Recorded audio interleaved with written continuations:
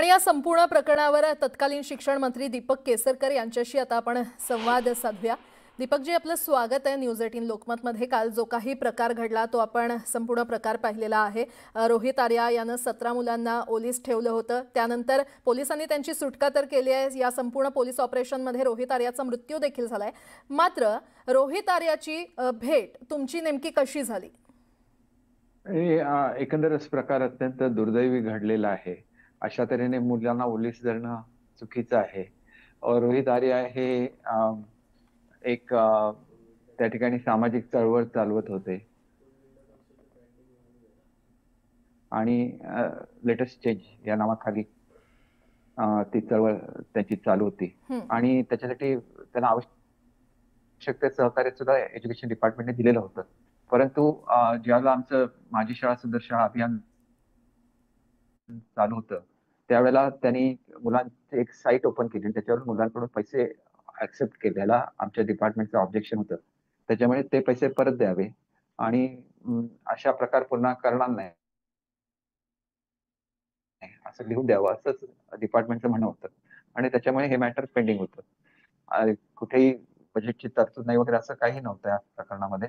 परंतु थोडासा त्यांचा स्वभाव हट्टी असावा आणि त्याच्यामुळे त्यांच्याकडून हे घडलं असावं असं मला वाटतं। दीपकजी, मात्र रोहित परंतु आर्या एकंदरीत याचं खरं तर बोला। मुलांना ओलीस धरण्याची जर पद्धत सुरू झाली तर मग तो अत्यंत चुकीचा पायंडा महाराष्ट्रामध्ये पडेल। त्याच्यामुळे पोलिसांनी कारवाई केली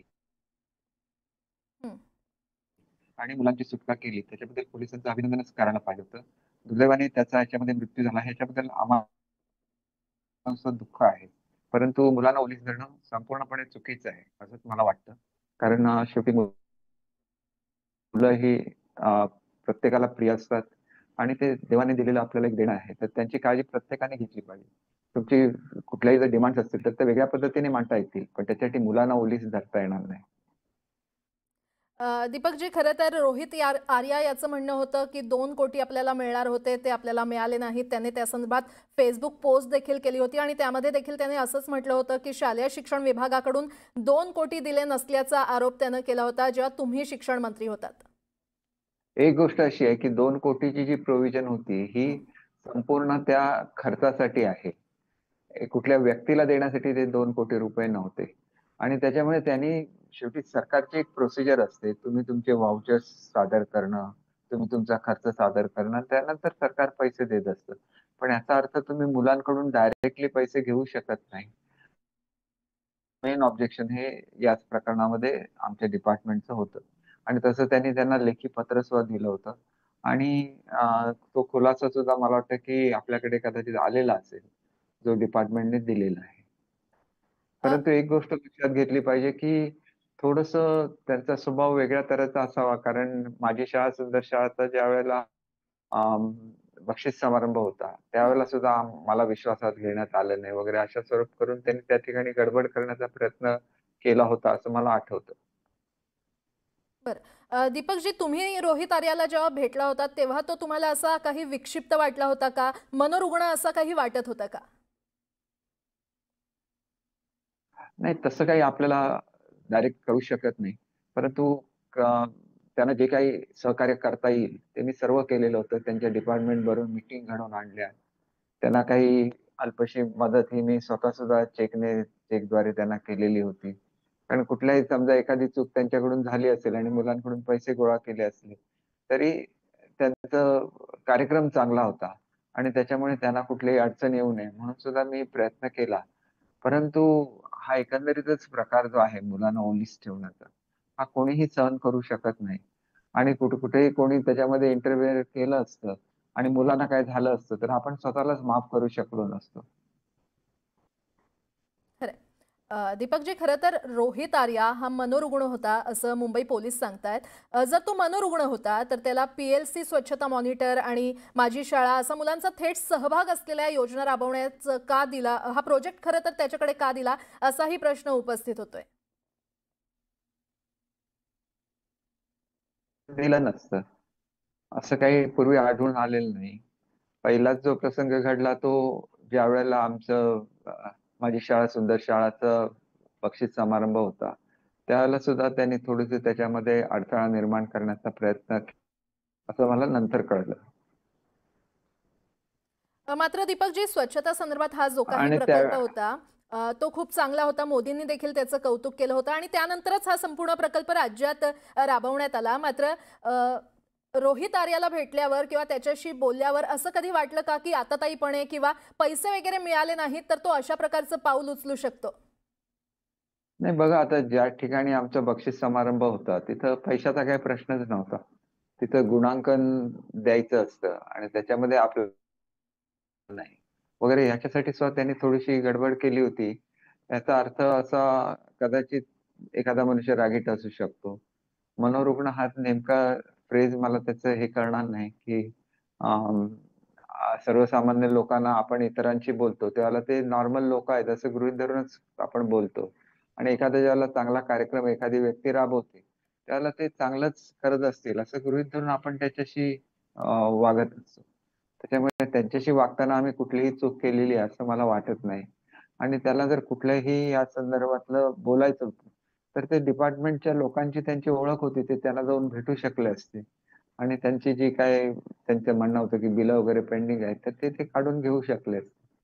त्याला कुठलीही अडचण असण्याचं कारण नाही. परंतु मुलांकडून जे डायरेक्ट पैसे गोळा केलेले होते, हं. त्याच्याबद्दल मात्र डिपार्टमेंटचं ऑब्जेक्शन होतं, की सरकारी कार्यक्रम असताना मुलांकडून डायरेक्टली पैसे घेता येणार नाही. आणि तसं त्याने ते ऑन रेकॉर्ड सुद्धा ऑब्जेक्शन नोंदवलेलं आहे. दीपकजी, त्याचं आणखी एक असं म्हणणं होतं की राज्यामध्ये ही जी काही स्वच्छता मोहीम राबवण्यात आली त्यामध्ये अधिक स्वच्छ शाळांना चुकीचे गुण देण्यात आले आणि जे राजकीय नेत्यांच्या शाळा होत्या त्यांना अधिकचे गुण देण्यात आले. या संदर्भात खरं तर या संपूर्ण प्रकरणावरून एक प्रकारे त्याची नाराजीच पाहायला मिळालेली आहे. या संदर्भात त्याचं तुमच्याशी काही बोलणं झालं होतं का?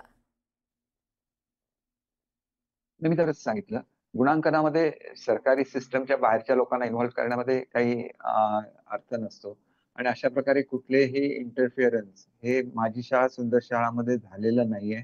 कारण याला 3 वर्ल्ड रेकॉर्ड या स्कीमने केलेले आहेत आणि अतिशय चांगला असा रिझल्ट या संपूर्ण स्कीममधून आलेला आहे.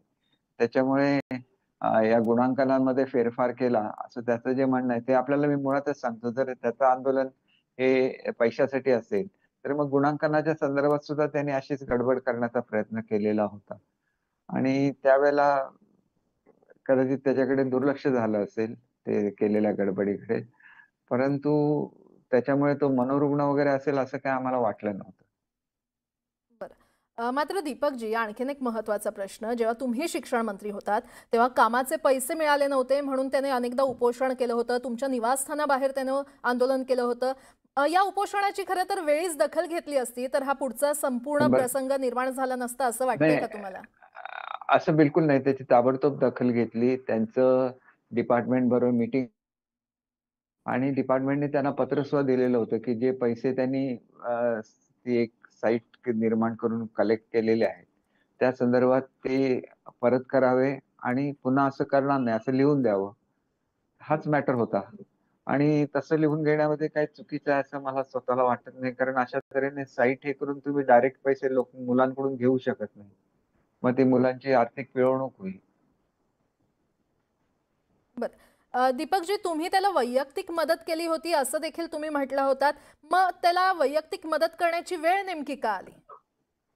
नाही, जर त्याच्याकडून हे फॉर्मॅलिटीज लवकर होत नसतील, तर कोणी आर्थिकदृष्ट्या अडचणीत येऊ नये, म्हणून एका पोटी केलेली ती मदत होती. याच्या पलीकडे त्याच्यामध्ये कुठलाही हे नाही. तर त्यांनी मागितलं होतं असंही नाही. शेवटी असं होतं, की त्यांनी इंटेन्शनली हे केलं असेल, की चुकून घडलं असेल, हे मी आता सांगू शकणार नाही.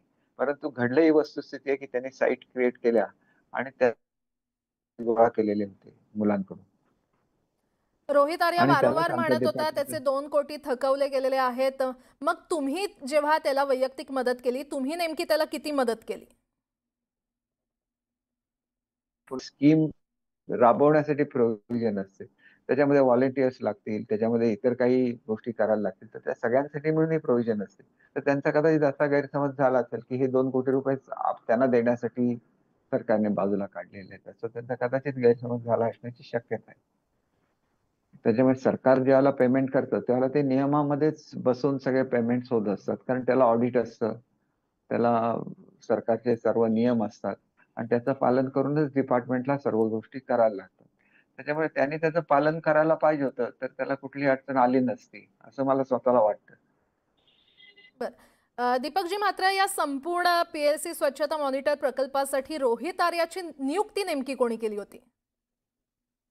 नाही, त्यांनी पूर्वी सुद्धा त्यांच्या ह्या प्रकल्पाला शासनाने मान्यता दिलेली होती, कारण हा चांगला प्रकल्प होता. त्याच्यासाठी नियुक्ती वेगळी करण्याची आवश्यकता नसते, कारण तो ते स्वतः राबवत होते. आणि त्याच्यामुळे मला असं वाटतं, की त्यांनी जर शासनाचे जे नियम आहेत त्याचं पालन करून त्याची बिलं सबमिट केली, तर ते मिळायला काहीच अडचण नव्हती किंवा आता सुद्धा त्यांची असणार नाही, असं मला स्वतःला वाटतं. कारण आता मी काही डिपार्टमेंटचा मंत्री नाहीये. परंतु त्यावेळेला मी त्यांच्या मीटिंग डिपार्टमेंट बरोबर घडवून आणलेल्या होत्या. आणि त्याला अधिकारी उपस्थित राहत होते त्या मीटिंग.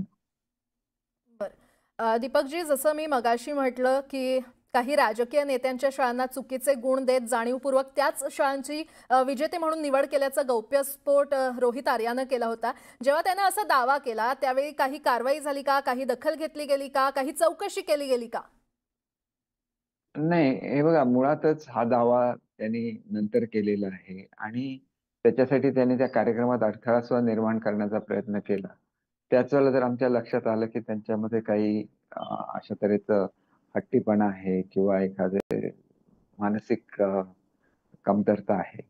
तर मग त्यावेळेलाच त्याचा वेगळा विचार झाला असता. परंतु नॉर्मली त्याला ट्रीट केलं गेलं आणि त्यांना संधी दिली गेली, की तुम्ही हे डॉक्युमेंट सबमिट करा, तर तुम्हाला ते पैसे मिळतील. पण मी डॉक्युमेंट सबमिटच करणार नाही, असा जर हट्ट कोणी केला, तर त्या बाबतीत शासनाच्या स्तरावर काही करता येत नाही.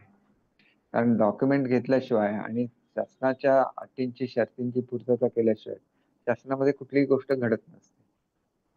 बरं. दीपकजी, पैसे मिळाले नाहीत किंवा शिक्षण खात्याकडे त्याला काही प्रश्न असतील म्हणून त्याने हे सगळं असा संपूर्ण प्रकार केला, असं त्याने आपल्या व्हिडिओमध्ये सुद्धा म्हटलेलं आहे. त्यामुळे खरंच जर त्याच्या मागण्यांकडे आत्तापर्यंत लक्ष दिलं गेलं असतं, तर अशी वेळच आली नसती असं वाटतंय? बघा, त्यांच्या मागण्याकडे लक्ष त्यावेळेला दिलं गेलं, त्यांच्या मीटिंग घेतल्या गेल्या, आवश्यक त्या इन्स्ट्रक्शन्स दिल्या गेल्या. पण पूर्तता त्यांनी करायची असते ना. ती पूर्तता करू शकत नाही. ज्या व्यक्तीने कार्यक्रम राबवला त्यांनीच त्या गोष्टींची पूर्तता केली पाहिजे.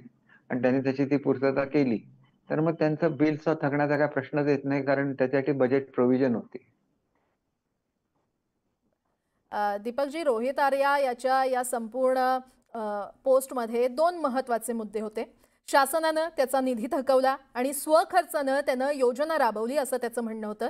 चौकशीच्या नावाखाली खोट्या प्रकरणात अडकवण्याचा प्रयत्न झाला असल्याचं देखील त्याचं म्हणणं होतं. आपल्या योजनेचा इतरांनी लाभ घेतला असल्याचं देखील त्यानं म्हटलेलं आहे. मी आपल्याला पूर्वीच सांगितलंय, की त्यांनी जर अशा साइट निर्माण केल्या नसत्या आणि पैसे गोळा केले नसते, तर हा पुढचा प्रकार उद्भवलाच नसता. त्याच्यामुळे त्यांनी जे काही आरोप केलेले आहेत, ते आरोप अशा दृष्टीने चुकीचे आहेत, की कोणी दखल घेतली नाही तर दखल घेतली, मीटिंग लावल्या, त्याच्यानंतर त्यांना पत्र देण्यात आलं, की तुम्ही ह्या गोष्टींची पूर्तता करणं त्यांच्या हातात असतं. त्याच्यामुळे एखाद्या गोष्टीसाठी हट्ट करणं हे चुकीचं आहे. शेवटी शासनाचे नियम हे सर्वांना पाळायला लागतात आणि ते पाळले गेलेच पाहिजेत. कारण नाहीतर मग शासनाला कुठली स्कीमला शिस्त राहणार नाही. आणि त्याच्यामुळे त्यांना जे सांगण्यात आलेलं होतं, की तुम्ही ह्या गोष्टींची पूर्तता करा. त्यांनी ती पूर्तता केली नाही आणि तरी पण ते क्लेम करत राहिले. तर मग कोणी काही मदत करू शकत नाही. म्हणून सर्वांचीच भूमिका त्यांना मदत करण्याची होती, असं मला निदान त्या मीटिंगमधून तरी जाणवत होतं. दीपकजी, रोहित आर्या याची पोस्ट पाहिल्यानंतर त्यामध्ये त्याने म्हटलेलं आहे, की आपल्यासह इतरही काही लोक आहेत ज्यांना या सगळ्याचा त्रास होतोय किंवा ज्यांचे खरं तर पैसे अडकलेत आपण असं म्हणूया. तर त्या इतर लोकांनी तुमच्याशी काही संवाद साधलाय किंवा शासनासोबत काही संवाद साधण्याचा प्रयत्न झालेला आहे का? नाही, असे कोणाचे पैसे पेंडिंग असल्याचं माझ्या निदर्शनाला आलेलं नाहीये. एकच फक्त हीच एक केस अशी होती, की ज्याच्या वेबसाईट क्रिएट करण्यात आली आणि त्याच्याद्वारे मुलांकडून पैसे कलेक्ट करण्यात आले आणि ह्याच्यावरच मेन ऑब्जेक्शन हे एज्युकेशन डिपार्टमेंटचं होतं. ती मॅटर क्लिअर करा म्हणजे पुढच्या गोष्टी क्लिअर करता येतील, असं त्यांचा स्टँड होता. आणि तो स्टँड त्यांनी मला वाटतं की लेखी स्वरूपामध्ये सुद्धा आपल्याला दिलेला आहे. आता प्रेसमध्ये आपल्याकडे आला की नाही मला माहिती नाही. परंतु माझ्या माहितीप्रमाणे ह्याच्यातली वस्तुस्थिती डिपार्टमेंटने क्लॅरिफाय केलेली आहे. दीपकजी, मी पुन्हा एकदा विचारेन, तुम्ही साधारण त्याला किती वैयक्तिक मदत केली होती, कधी केली होती? नाही मला आता हे एक्झॅक्ट आकडा आठवत नाही, परंतु ती चेकनी केली असल्यामुळे मी ते बघून आपल्याला देऊ शकतो तो. तसा काही खूप मोठा आकडा नव्हता, परंतु कोणी व्यक्ती ज्याला स्वतः व्यक्तिगत याच्यामधून मदत करतो, त्याला त्याच्यामागची भावना असते मदत करण्याची. असं कोणाला अडचणीत आणण्याची भावना असते, तर मी व्यक्तिगत मदत का केली असती? हा प्रश्न निर्माण पण होतो. पुन्हा प्रश्न तोच निर्माण होतोय की व्यक्तिगत मदत करण्याची वेळच का आली? वेळ आली कारण त्यांनी पूर्तता करत नव्हते ते. हं. त्यांच्याकडे ज्या गोष्टी मागितलेल्या होत्या त्याची ते पूर्तता करत नव्हते आणि त्याच्यामुळे डिले होत असतो आणि त्याच्यामुळे त्यांना काही फायनान्शियल प्रॉब्लेम पर्सनली येऊ नये म्हणून त्यांना मदत केली. ती एक सहानुभूतीपोटी होती. त्याच्यामध्ये दुसरा कुठलाही उद्देश नव्हता किंवा शासनाने देणं आहे म्हणून मदत केली अशातलाही भाग नाही. बरं. पण अ, ज्यावेळेला तुम्ही कुठल्याही गोष्टी लोकांबरोबर काम करता त्यावेळेला ते एक जिव्हाळा निर्माण होतो. त्या जिव्हाळ्यापोटी केलेली ती मदत होती. ठीक आहे. दीपकजी, खरं तर काल जो काही प्रकार घडला तो अत्यंत वाईट आणि दुर्दैवी प्रकार घडला असं वाईट. आपण म्हणूयात. तुम्ही जे काही आज संवाद साधलाय, तुमचे मुद्दे लक्षात आलेले आहेत. यापुढे असं कोणताही प्रकार घडणार नाही अशी आपण आशा ठेवूयात आणि धन्यवाद न्यूज 18 लोकमतशी संवाद साधण्यासाठी.